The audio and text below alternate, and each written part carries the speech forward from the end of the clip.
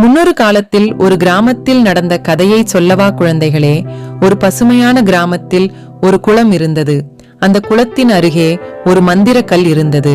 அந்த கிராமத்தில் வாழும் மக்களுக்கு அந்த மந்திர கல்லின் மீது மிகுந்த நம்பிக்கை இருந்தது. அந்த கிராமத்தில் மீனா என்னும் சிறிய பெண் வாழ்ந்து வந்தாள். அவளுக்கு வானத்தில் பறக்க வேண்டும் என்ற ஆசை இருந்தது. அப்போது அவள் அந்த மந்திர கல்லிடம் சென்று அவளோட ஆசையை கூறினாள். பிறகு அதே கிராமத்தில் வாழும் வீரன் என்னும் ஒரு இளைஞன் வாழ்ந்தவன்தான். அவனுக்கு கிராமத்தில் உள்ள மக்களுக்கெல்லாம் தந்திரமான மாயாஜாலங்கள் செய்து சந்தோஷப்படுத்த வேண்டும் என்ற ஆசை.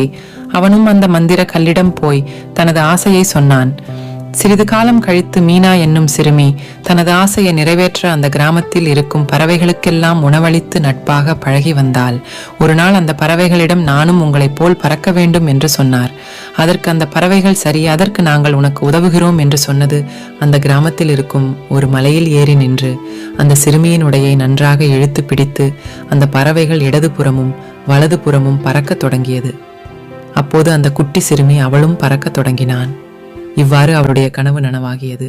அதேபோல் அந்த கிராமத்தில் இருக்கும் வீரன் என்னும் இளைஞன் பக்கத்து கிராமத்தில் மாயாஜால கற்றுக் கொடுக்க ஒரு மந்திரவாதி வந்திருப்பதை அறிந்தால் அங்கு போய் அவரிடம் கற்றுக்கொண்டான். மாயாஜாலத்தை பின்னர் அங்கிருந்து வந்து தனது கிராமத்தில் இருக்கும் மக்களிடம் தனது யுத்திகள் நிறைந்த மாயாஜாலத்தை காட்டி மக்களை சந்தோஷப்படுத்தினான். இவ்வாறாக இந்த கதை முடிந்தது. இதிலிருந்து நமக்கு என்ன தெரிகிறது?